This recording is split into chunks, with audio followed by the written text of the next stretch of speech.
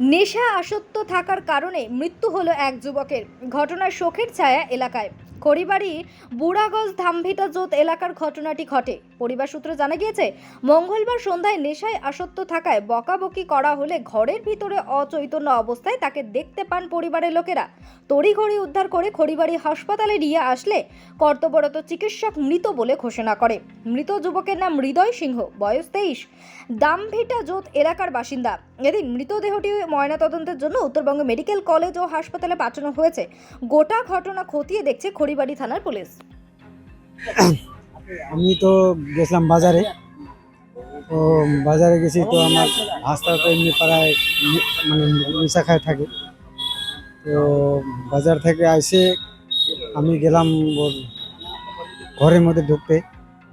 তোকে আমি বললাম, তো এত খাইস না, খাওয়াটা একটু কম কর, এইভাবে বলে আমি বাড়িতে গেলাম। তো বাড়িতে বাজার টাজার নিয়ে আসছি, যাই সবজি টবজি গেলাম বানাইতে। 5-10 মিনিটের পরে দেখলাম পুরো কান্নাকাটি, এর মধ্যে ফাঁসি লাগে। কি মনে হয়? ওই নেশাতে ও মনে হয় দিছে ফাঁসি লাগা। পড়াশোনা করতো কি? পড়াশোনা করে না, বাদ দিছে। কোনো প্রেমের সম্পর্ক হতে পারে? প্রেমের সম্ভব তো নেই। কটা থেকে এসে করতো? প্রায় 7:30 দিকে। আপনারা কখন জানতে পারছেন? আমি এই বাড়িতে ঢোকার মোটামুটি ও তখন বাড়িতে ভালোই ছিল। 10 মিনিটে পরে ও কাজটা করছে। তখন কি হসপিটালে নিয়ে আসছেন?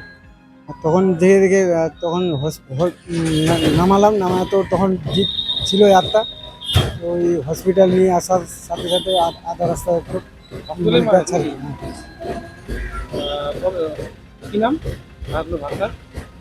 হৃদয় সিং, বয়স কত হবে? 20। আপনার নাম?